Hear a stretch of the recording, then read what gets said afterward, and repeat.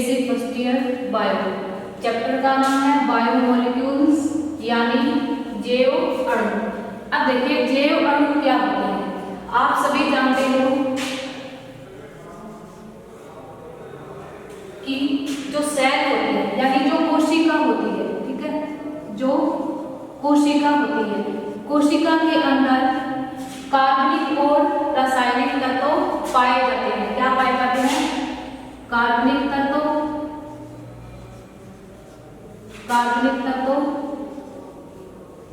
या रासायनिक तत्व, कार्बनिक तत्व या रासायनिक तत्व पाए जाते हैं, ठीक है।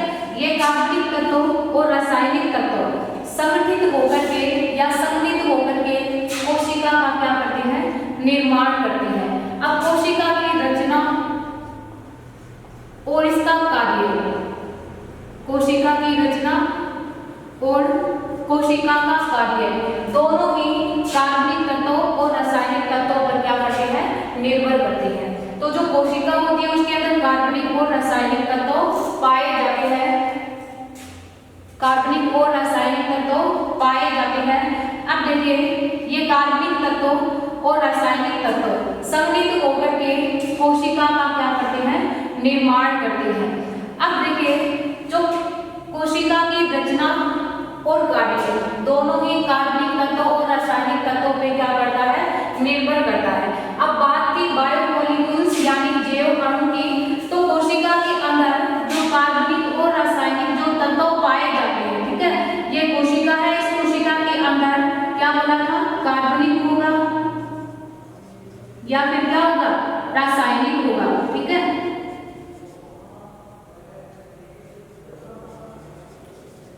कार्बनिक होगा या रासायनिक तत्व होगा।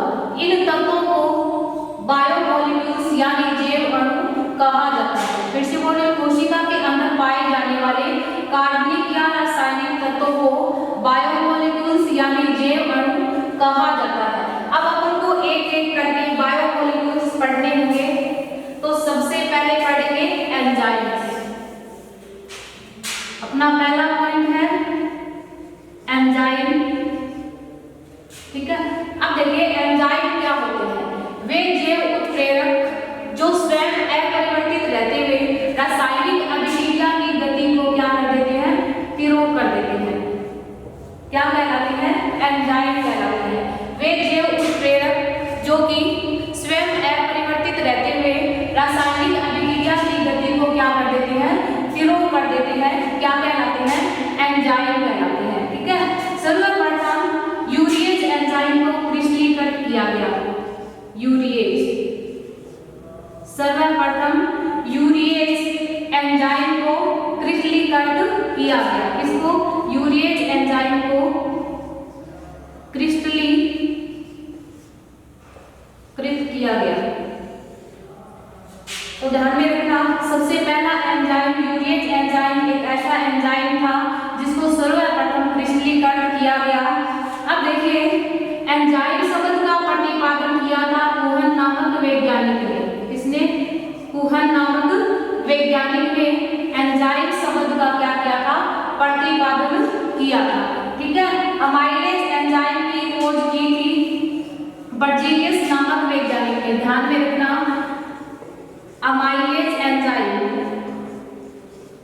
अमाइलेज एंजाइम होता है, उसकी खोज की थी किसने? बर्जीलियस नामक वैज्ञानिक ने। बर्जीलियस नामक वैज्ञानिक ने अमाइलेज एंजाइम की खोज की थी।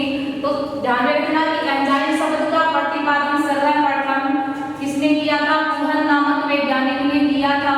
और सर्वप्रथम किस एंजाइम को क्रिस्टलीकृत किया गया? यूरिएज एंजाइम को क्रिस्टलीकृत किया गया। यूरिएज एंजाइम को क्रिस्टलीकृत किया गया। और बर्जीलियस नामक वैज्ञानिक ने सर्वप्रथम अमाइलेज एंजाइम की क्या की?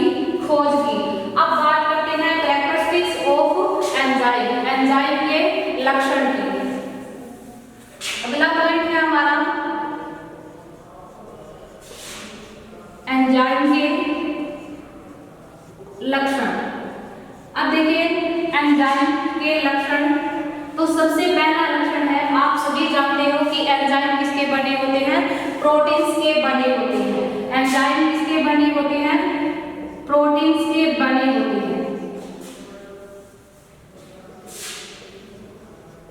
एंजाइम प्रोटीन के बने होते हैं। एंजाइम होते हैं वो प्रोटीन के बने होते हैं। एंजाइम तो प्रोटीन के बने होते हैं, बट ये नहीं कह सकते कि सभी प्रोटीन एंजाइम हो सकती है। एंजाइम प्रोटीन के बने होते हैं, बट ये नहीं बोल सकते कि सभी प्रोटीन्स क्या होती है? एंजाइम्स हो सकती है। अब ध्यान में रखना कि एंजाइम होते हैं वो जल और नमक दोनों में घुलनशील होते हैं। एंजाइम होते हैं वो जल और नमक दोनों में क्या होंगे? घुलनशील होते हैं। एंजाइम होंगे वो जल और नमक में घुलनशील होते हैं। नंबर 3, एंजाइम होते हैं और रासायनिक अभिक्रिया की गति को 10 की घात 6 गुना बढ़ा देते हैं। ठीक है, ध्यान में रखना कि एंजाइम होते हैं और रासायनिक अभिक्रिया की गति को 10 की घात 6 गुना बढ़ा देते हैं। अगला पॉइंट है अपना 4, एंजाइम होते हैं, एंजाइम निश्चित पीएच और तापमान पर भी कार्य करते हैं। तापमान पर भी कार्य करते हैं।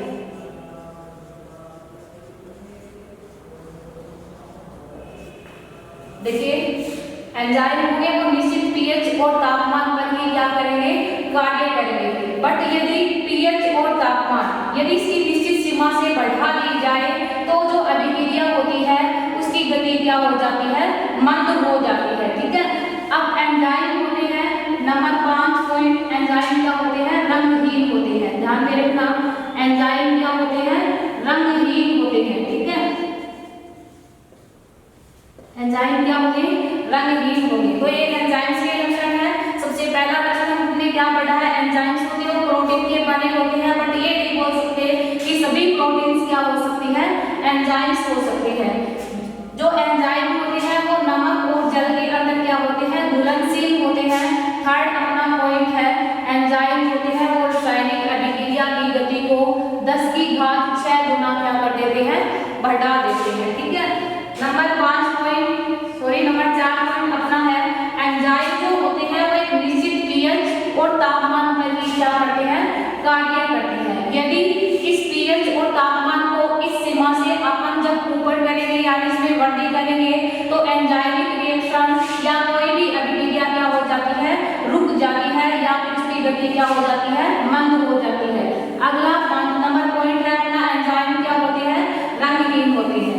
जैसे आपने पढ़ा है कि अपने जो अश्रु होते हैं यानी जो आंसू होते हैं उसके अंदर कौन सा एंजाइम पाया जाता है? लाइसोजाइम पाया जाता है। लाइसोजाइम पाया जाता है। अपने जो अश्रु होते हैं जिसको आप आंसू बोलते हो और नाक यानी नोज की जो म्यूकस होती है उसके अंदर भी लाइसोजाइम पाया जाता है। ये लाइसोजाइम क्या करता है? बैक्टीरिया की जो भित्ति होती है, बैक्टीरिया की जो भित्ति होती है उसको ये गलाने का कार्य करते हैं यानी उसको अपघटित कर देते हैं। लाइसोजाइम अश्रु और नाक की म्यूकस के अंदर पाया जाता है, बट ये बैक्टीरिया की भित्ति का क्या कर देते हैं? अपघटन कर देते हैं। तो ये थे कैरेक्टरिस्टिक्स ऑफ एंजाइम, एंजाइम के लक्षण। आगे बात करते हैं classification of enzyme. Classification of enzyme. Classification of enzyme, enzymes का वर्गीकरण। एंजाइम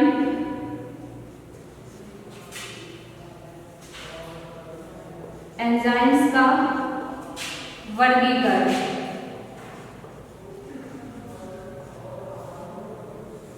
अगला पॉइंट अपना क्या है, क्लासिफिकेशन ऑफ एंजाइम, एंजाइम का वर्गीकरण। तो एंजाइम के वर्गीकरण की अपन बात करें तो वर्गीकरण इसका अलग अलग बेस पे किया गया है।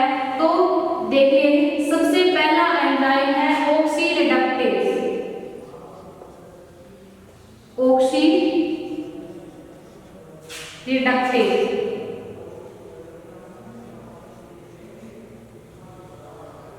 ऑक्सीरिडक्टेज।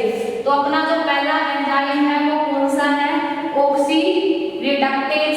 ऑक्सीरिडक्टेज एंजाइम क्या करता है कि एक मॉलिक्यूल पर उपस्थित इलेक्ट्रॉनों को, एक मॉलिक्यूल्स पर उपस्थित इलेक्ट्रॉन होते हैं उसको दूसरे मॉलिक्यूल्स यानी दूसरे अणु पर स्थानांतरित करने का क्या करता है, कार्य करता है। जैसे इस ए मॉलिक्यूल यानी ए अणु में पर जो इलेक्ट्रॉन थे या इसके पास इलेक्ट्रॉन थे उसको ऑक्सीरिडक्टेज एंजाइम होता है इस ए मॉलिक्यूल से बी मॉलिक्यूल यानी बी अणु पर क्या कर देता है, ये स्थानांतरित कर देता है। ध्यान में रखना कि ये क्या करता है कि ए मॉलिक्यूल के पास जो इलेक्ट्रॉन होते हैं उसको बी मॉलिक्यूल्स पर क्या कर देता है, स्थानांतरित कर देता है। ठीक है, तो ये था ऑक्सीरिडक्टेज एंजाइम। नंबर 2 है अपना ट्रांसफेरेज।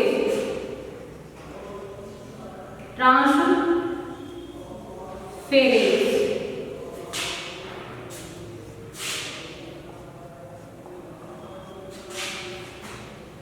ट्रांसफेरेज ट्रांसफेरेज एंजाइम क्या करता है कि एक समूह पर एक मॉलिक्यूल्स पर उपस्थित विशिष्ट समूह को दूसरे मॉलिक्यूल पर स्थानांतरित करने का क्या करता है, ये कार्य करता है। जैसे अमीनो ग्रुप है वो ए मॉलिक्यूल्स यानी ए अणु पर है तो ट्रांसफेरेज एंजाइम क्या करता है कि इस ए अणु पर उपस्थित इस अमीनो समूह को इस बी मॉलिक्यूल यानी बी अणु पर क्या कर देता है, इसको बी मॉलिक्यूल पर इसको क्या कर देता है, स्थानांतरित कर देता है। तो ध्यान में रखना ट्रांसफेरेज एंजाइम होता है वो एक अणु पर उपस्थित विशिष्ट समूह को दूसरे अणु पर स्थानांतरित करने का क्या करता है, कार्य करता है। जैसे आप देख रहे हो कि ए मॉलिक्यूल्स में क्या है, अमीनो समूह है। ट्रांसफेरेज एंजाइम की उपस्थिति में इस अमीनो समूह का ट्रांसफर बी मॉलिक्यूल्स पर हो रहा है यानी बी अणु पर हो रहा है। इस प्रकार ये एंजाइम विशिष्ट समूह के ट्रांसफर का कार्य करते हैं। अगला 3 नंबर अपना एंजाइम है हाइड्रोलेजेज। हाइड्रोलेजेज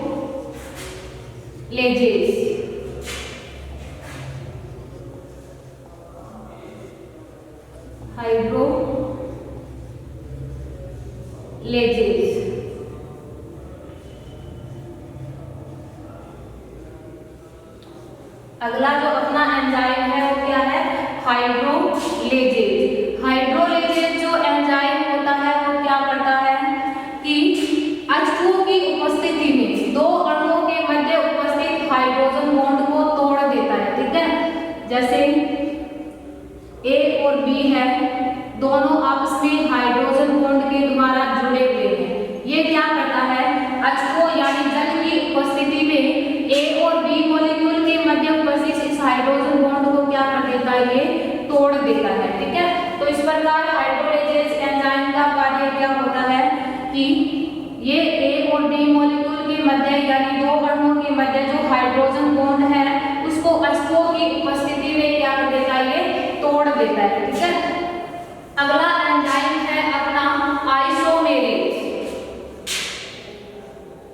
चौथा एंजाइम है अपना आइसोमेरेज।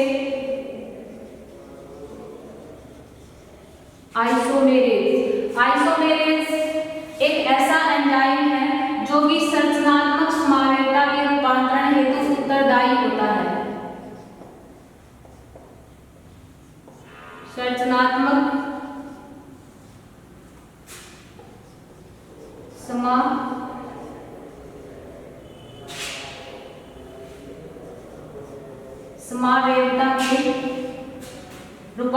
हेतु क्या होता है, उत्तरदायी होता है। जिस प्रकार आप देख रहे हो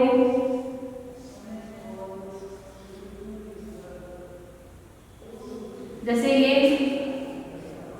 संरचनात्मक समावेशिता को प्रदर्शित करेगा, तो देखिए इसका जो उल्टा होगा वो किस प्रकार हो जाएगा, इसकी जो अगली समावेशिता का जो रूपांतरण हो रहा है तो आगे क्या बनेगा, इस प्रकार से है ये, इसका प्रतिरूपण किस प्रकार से हो जाएगा, जैसे इस प्रकार है ये इस प्रकार हो जाएगा।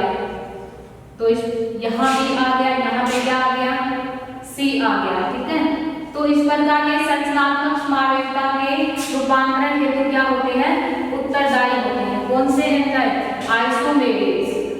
अगला अपना एंजाइम है लाइगेज।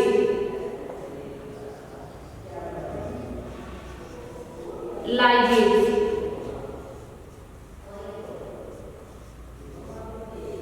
अगला अपना जो एंजाइम है वो कौन सा है, लाइगेज एंजाइम। लाइगेज एंजाइम एक ऐसा एंजाइम है जो कि दो अणुओं को जोड़ने का क्या करता है, कार्य करता है, ठीक है। ये लाइगेज एंजाइम दो अणुओं को जोड़ने का क्या करेगा, कार्य करेगा। अपना 6 नंबर एंजाइम है वो है लाइगेज। लाइगेज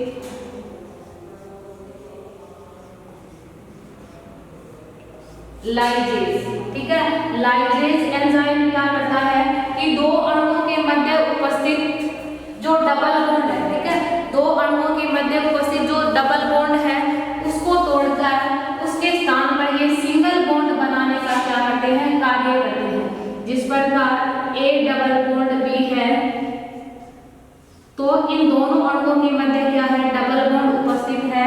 तो ये लाइगेज एंजाइम होता है वो क्या करता है कि इन दोनों अणुओं के मध्य उपस्थित जो डबल बॉन्ड है उसको तोड़कर इनके बीच में क्या बना देता है, सिंगल बॉन्ड बना देता है। तो ये था क्लासिफिकेशन ऑफ एंजाइम यानी एंजाइमों का वर्गीकरण। आगे बढ़ना है, नेक्स्ट पॉइंट है अपना nomenclature of enzyme. Nomenclature of enzyme, एंजाइमों का नामकरण।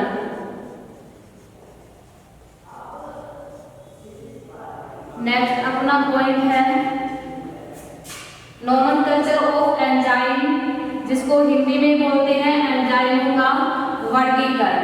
अब देखिए एंजाइमों का वर्गीकरण किस आधार, एंजाइमों का जो नामकरण है वो किस आधार पर किया गया है। अब देखिए आईएसबी कमीशन के अनुसार, आईएसबी कमीशन के अनुसार एंजाइमों के नोमेनक्लेचर यानी एंजाइमों के नामकरण की हम बात कर रहे हैं तो आईएसबी कमीशन के अनुसार क्या होता है कि एंजाइम जिस सबस्ट्रेट के साथ क्रिया करते हैं या जिस सबस्ट्रेट पर क्रिया करते हैं उस सबस्ट्रेट के पीछे एज लगाकर उसका क्या किया जाता है, नामकरण किया जाता है। ध्यान में रखना कि आईएसबी कमीशन के अनुसार एंजाइम जिस सबस्ट्रेट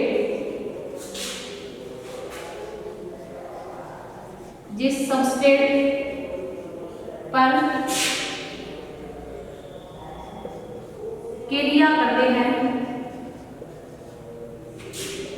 क्रिया करते हैं उस सबस्ट्रेट के पीछे, उस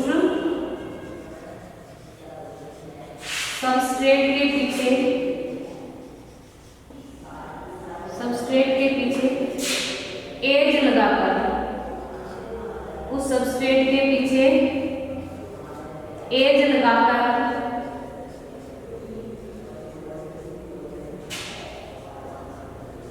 इसका नामकरण किया जाता है, इसका नामकरण किया जाता है।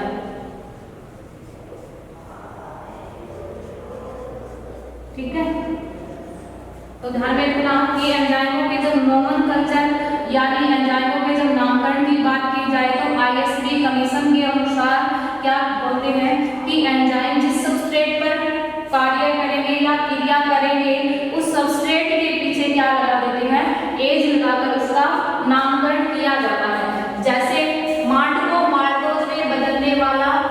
एंजाइम। जैसे फॉर एग्जाम्पल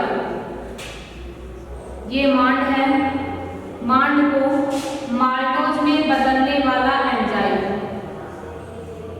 कौन सा होगा? अमाइलेज। जैसे मांड को जो एंजाइम माल्टोज में परिवर्तित करेगा वो क्या होगा?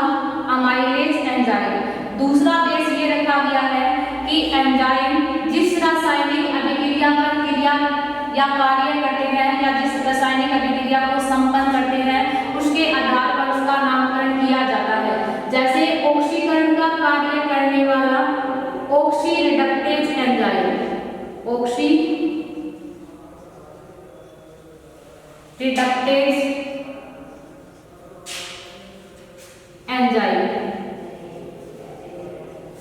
ध्यान में रखना कि ऑक्सीकरण का सेकेंड बेस क्या रखा गया था इसके नोमेनक्लेचर का कि एंजाइम जिस रासायनिक अभिक्रिया पर क्रिया करते हैं या जिस रासायनिक अभिक्रिया को संपन्न करते हैं उसके आधार पर इन एंजाइमों का क्या किया जाता है?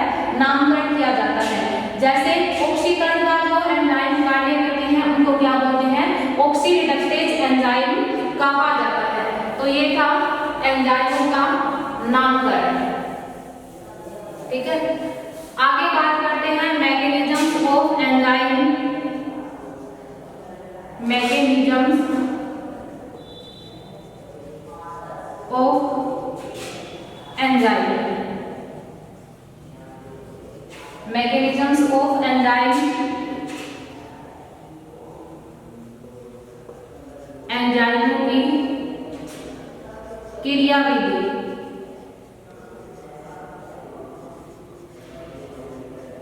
एंजाइमों की क्रियाविधि, मैकेनिज्म्स ऑफ एंजाइम, एंजाइमों की क्रियाविधि। एंजाइमों की क्रियाविधि की जब बात की जाए तो आप सभी जानते हो कि एंजाइम सबस्ट्रेट के साथ जुड़ करके क्या बनाते हैं? एंजाइम सबस्ट्रेट कॉम्प्लेक्स बनाते हैं। अब ध्यान में रखना, ये मान लीजिए क्या है? एंजाइम है, ठीक है।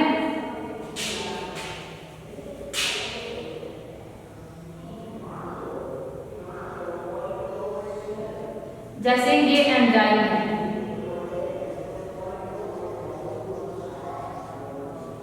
ये किसके साथ जुड़ेगा? सबस्ट्रेट के साथ।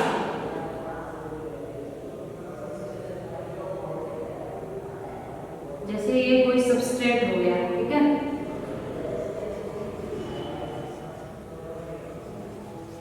ये सबस्ट्रेट हो गया। एंजाइम सबस्ट्रेट के साथ जुड़ करके क्या बनाएंगे?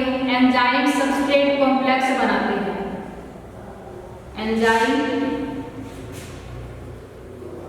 सबस्ट्रेट कॉम्प्लेक्स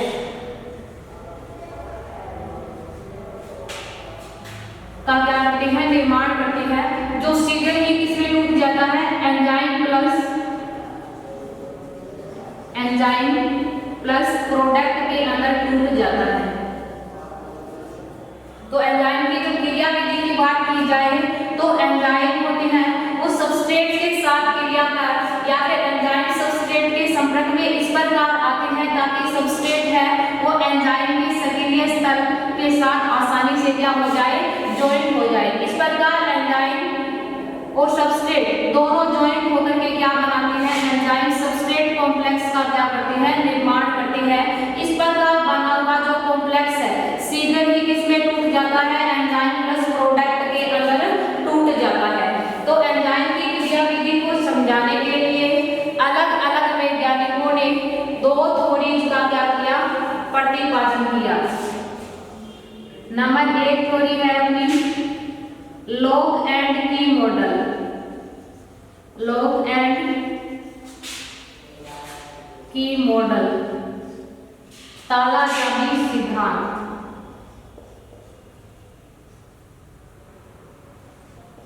ताला चाबी सिद्धांत।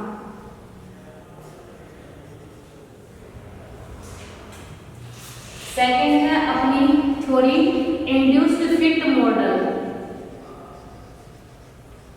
इंड्यूस्ड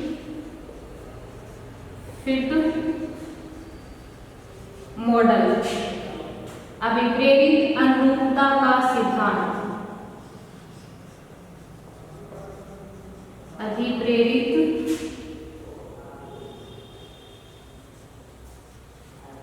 अनुरूपता का सिद्धांत।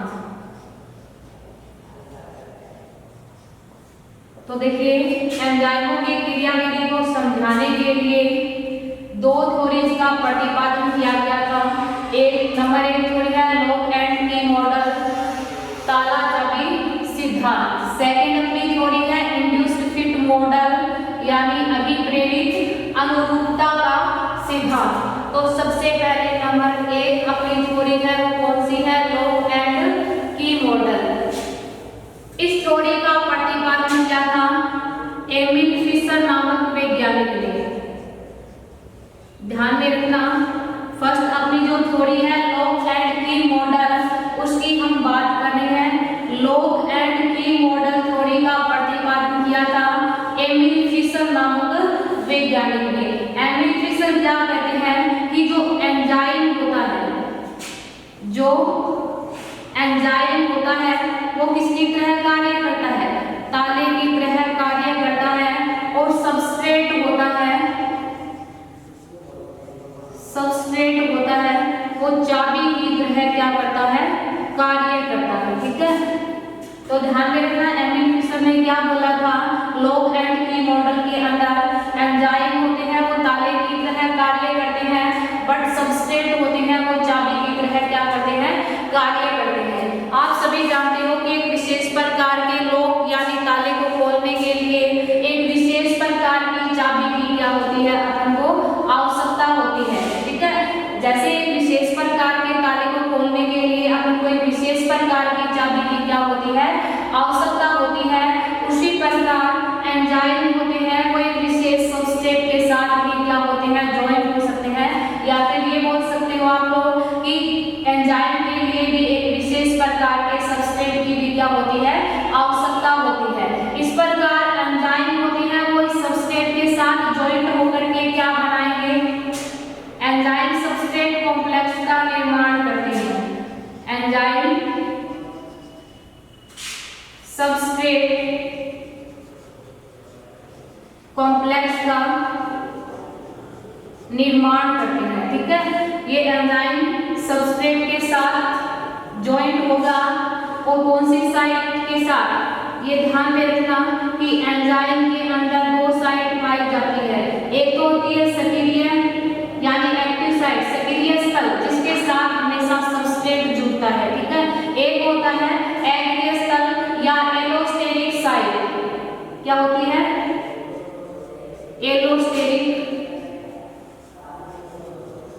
एलोस्टेरिक स्थल बोल सकते हो, एलोस्टेरिक साइट बोल सकते हो। ठीक है, अब दो स्थल होंगे, एक्टिव साइट यानी सक्रिय जो स्थल होगा उसके साथ हमेशा सबस्ट्रेट जुड़ेंगे। दूसरी साइट होती है वो अक्रिय स्थल होता है या उसको आप एलोस्टेरिक स्थल बोल सकते हो, जिसके साथ हमेशा कोई अक्रिय पदार्थ जुड़ सकता है। क्या जुड़ता है?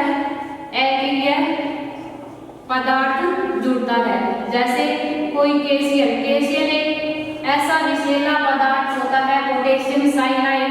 यदि ये किसी एंजाइम की सक्रिय स्थल या किसी अक्रिय स्थल के साथ यदि ज्वाइंट हो जाए तो एंजाइम होता है वो अपनी अभिक्रिया करने की क्षमता क्या कर देता है? खो देता है। बट अपने बात क्या कर रहे हैं कि जो सबस्ट्रेट है उस एंजाइम के सक्रिय स्थल के साथ क्या होगा?